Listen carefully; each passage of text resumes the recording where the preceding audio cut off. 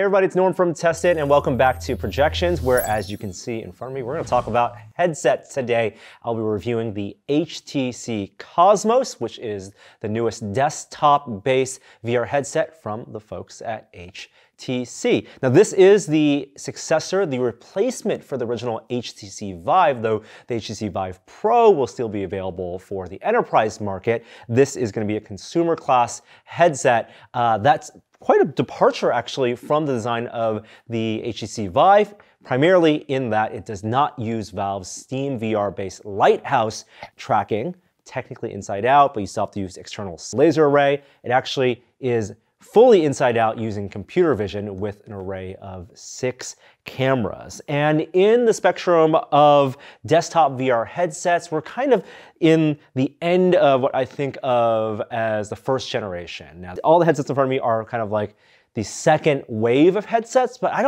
wouldn't call these second generation headsets. I think the groundbreaking technology that's going to really create completely different VR experiences are still probably a little ways out, but we've kind of refined the first generation of VR in terms of tracking, in terms of ergonomics, and also in terms of display in what you have on the table here. So on kind of the entry level side, there's the Oculus Rift S. On the high-end $1,000 side, there is the Valve Index, and then sitting in between them is, for $700, the HTC Cosmos. And yes, I know technically Windows mixed reality headsets are still available, kinda, but you know, is Microsoft gonna really do anything with them? Don't know. So let's go over the Cosmos based on that criteria. Let's talk about ergonomics first. You can tell that it's actually also a departure from both the original Vive's kind of plastic strap and also the deluxe audio head strap, which I really like and people have used to modify their Oculus Quest headsets. The HTC Cosmos is now using a halo-based design, also like the Rift S, and of course PSVR. Now, just because it's a Halo design doesn't mean it's exactly the same type of fit as other Halo-based design headsets. Actually, a little bit of variability here. First of all, there's a really big pad on the inside, a lot of pressure on the front of your forehead, and the angle of the headset, if you actually look at these side by side, is less tapered down. It's a less of an angle than on the Rift S. I really like the ergonomics of the Halo strap on the Rift S and the PSVR because it cups the back of your head. That's what you really want. And for here, if you try to pull the strap all the way behind your skull, you actually don't get as much clarity in the lenses and the display, and that's because there is no adjustment. On Halo style designs, including on the Rift S, you can't actually pivot the display and the lenses and angle. You have to move the whole strap. And so for me, I wanted to at the same time pull the Halo strap all the way back, but then I wanted to have the display kind of tilted forward. So I could never get it fully comfortable. It was usable for sure, but not my favorite Halo strap design. Now, HTC also put in an interesting design element in that you can flip up the display itself. This whole unit flips up, which allows when you're wearing it to then easily get out of VR and get to your computer and interact with the outside world. It's useful. I definitely found myself using that, especially during setup processes as I was going back to my PC and going through Steam and Viveport. But if I had the option for them to devote that engineering to a different feature, I would love to have the ability to move this and lock it in position for increased clarity and finding that sweet spot. And we'll get to sweet spot when we talk about the display. There's also built-in headphones, and headphones sound quite nice. There's actually a slight difference if you plug the headset into your computer over a USB 3 port with all the bandwidth versus a USB 2 or a clogged USB bus, in that the audio quality does sound a little different. So make sure that it's plugged into a pretty free USB 3 bus. But if you also want to use your own headphones, it's not too difficult to unplug this and then plug in your own headphones as well. I also found that the weight distribution of the headset was a little bit front heavy, and that again goes back to the kind of design they went for their Halo head strap. I really wish that if they were going to stick with a fixed angle, that they would have angled the Halo strap a little bit further back so it could cup the back of my head a little more. I did find myself constantly wanting to readjust the whole time as I was in VR. One good thing though is that because you can flip this up and down, it did fit over my glasses very easily. In fact, of all the headsets I've used, it is most easily fits over my glasses, and I didn't have to worry about the lenses hitting my glasses because it's actually a good distance there. Now the downside is that there is no eye relief on both the PSVR and also the Rift S. There is a button that you can press that you can actually slide the headset front and back for not only for clarity, but also if you're wearing glasses. You can't do that here. It's locked in. It's that fixed field of view. And what I really wanted to do was to push the lenses as close to my eyes as possible, something that I do on the Valve Index all the time with its eye relief to maximize that field of view. One last bit with the design, there is adjustable IPD on this, which is a plus. The range is about 61 to 74. And so if you are outside that average of 65 IPD, something like the HTC Cosmos would work for you over the software-based IPD adjustments that don't work for everyone on something like the Rift S. All right, from ergonomics, let's start talking about the panel and the optics. This is a very high resolution panel. HTC chose a panel with combined resolution of 2880 by 1700. Now, if you want to do the math, if you remember, 2880 by 1600 is technically the resolution of the Oculus Quest, of the Vive Pro, and of the Valve Index. And the panel they chose here is an RGB subpixel LCD panel, which is similar to the LCD panel that Valve chose for the Index. What's different though is that this is maxed out at 90 Hertz, so it doesn't go to 120 or 144. I did my testing on both a GTX 1070 as well as 2080, and 1070 could play most games fairly well. But with that increased pixel density, did I really notice a difference in terms of the clarity? Not really. That extra 100 pixels that you get in terms of height from 1600 to 1700, I don't think gives you a noticeable benefit. And in fact, I think the panels that HTC are sourcing are not quite as good in terms of the pixel fill as what's on the Valve Index. I did a lot of A/B testing. I spent a lot of time with the Valve Index. And while neither of them exhibit glaring screen door effect, like at this resolution, screen door effect with RGB subpixels is basically gone. If I'm looking and trying to read text at a distance on the Cosmos, I do notice just a tiny bit of those edges around the pixels, things I did not notice on the Index. I do think the pixel fill is not quite as good, even though technically there are more pixels on this resolution display. The optics also are an interesting choice. They're using Fresnel lenses on the Cosmos, and the new arrangement of lenses they have here does reduce a lot of the God rays and the ghosting effects. In fact, I didn't notice almost any of that even on high contrast scenes, so kudos to the HTC there. But the sweet spot, as I'm sure you've read and heard, is not that great. And sweet spot is the place within the lenses where you can see clarity across as much of the lens and field of view as possible. And so I did find myself constantly adjusting, especially since the headset, like I said, is a little bit front heavy and it would dip down from time to time. I would constantly have to adjust up to get my eyes into the sweet spot. And once it was in the sweet spot, the eye box, the amount of clarity that I could see around the field of view was decent. It doesn't really get blurry until almost the very edges of the frame. Field of view is, it's rated at 110 degrees, which is exactly the same as the very first Vive and things like the Rift S. And again, I really wish there was some eye relief because all I want to do is to push those lenses and display closest to my eyes as possible. I think that with this high pixel resolution and pixel density, there's no reason not to get these optics as close to your eyes to try to maximize the field of view.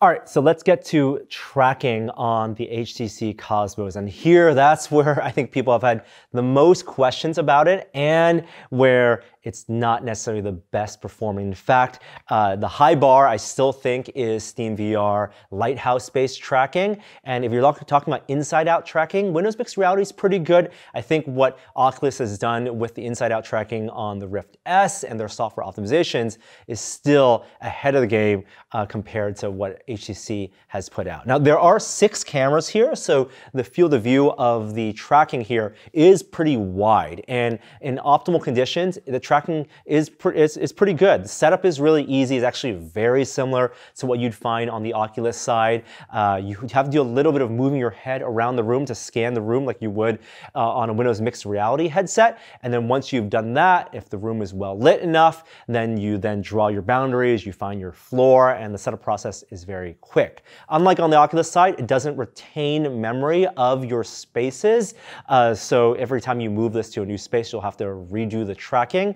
But again, that process is real quick, so I didn't find it a big hassle. In my office, which is a normally lit room, I did some testing in this studio as well, I was getting the warning message that tracking required more light. Now, this is a known issue and it explains why when we went over to HTC's offices and did our first demo, the room they had us do this demo in was so brightly lit and there were a lot of frame things, pictures on the walls. In my office, there are framed objects in the walls, and that should provide enough hard edges for the computer vision to track and lock in, but I would get the pop-up message that there wasn't enough light. There is a patch that was released shortly after this Cosmos went to market that does address that, but I was still getting those pop-up messages. You need more light, you need more light. Thankfully, you can bypass that, and still tracking will work. And so even as I was looking in the room and moving into spots where there were some dark areas, I wasn't losing tracking all the time. Also good is that you could block a few of these cameras and still get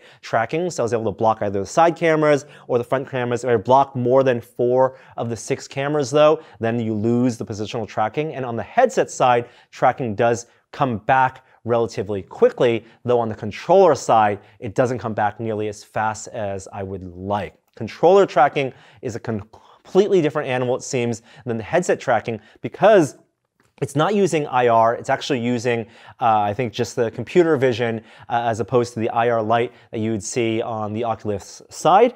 And these are RGB cameras, so it's actually seeing full color. So as a side note, you can actually enable a pass-through mode, which lets you see the world through these 2 cameras here, which are stereo correct. So you do see a 3D version of the world, but the resolution on that pass-through is really low and not good enough for reading computers. It's only good enough to see that there's maybe another person in the room so you can engage with them, flip the headset off. But back to the controllers, there are a bunch of blind spots, and it's something I noticed when I went to do the preview of this headset too. If you move the controllers up close to your face, you lose tracking. And so for games where you need to bring like a weapon up to your face to look down the barrel or look down a scope, that's not gonna work. Trying to play a game like Pavlov using the Cosmos, I was holding all my rifles out in front of me because I couldn't use the scopes. And then if I did lose tracking by putting the weapon up, it would just then float, my hands would float there, and when I moved it away, it would definitely take a little bit before it would bounce and re-lock into a position, more so than I was used to on the Rift side, or that would make it playable in-game. Of course, there's some blind spots behind the headset as well. You can easily test this in something like Tilt Brush and try to draw a circle around your head. And I was actually not too disappointed by this. You lose a little bit of the tracking like right behind your head, and the lines get all squiggly, and most of the time it would connect if I was moving fast enough and connect my drawn circle. If I was moving really slowly, it would do some funky things like push the line up to the ceiling and then re-lock back in.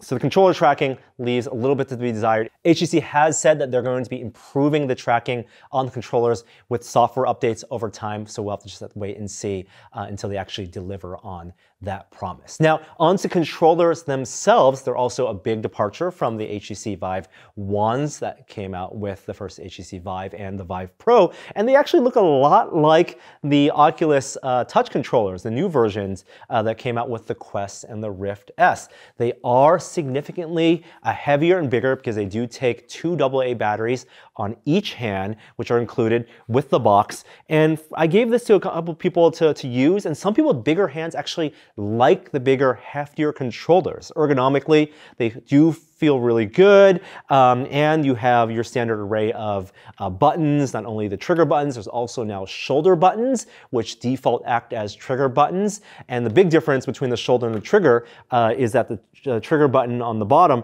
is an analog motion with a click at the end, much like on the Vive ones, and the shoulder button is just a click. So it actually gives you the option to have either of those options if you like a more responsive click for a shooter, perhaps. But no games right now do make discrete use of triggers and the shoulders, so I'm still waiting for that. On the top, you have a thumbstick, you have 2 buttons, and of course, you have the Vive button that then opens up the Vive interface. There's this new lens interface for you to select Viveport games or Steam VR games. I did like that the thumbstick has good range of motion and also clicks in, depresses across the entire field of motion, something which the Valve Index controllers, at least at launch, didn't exactly do.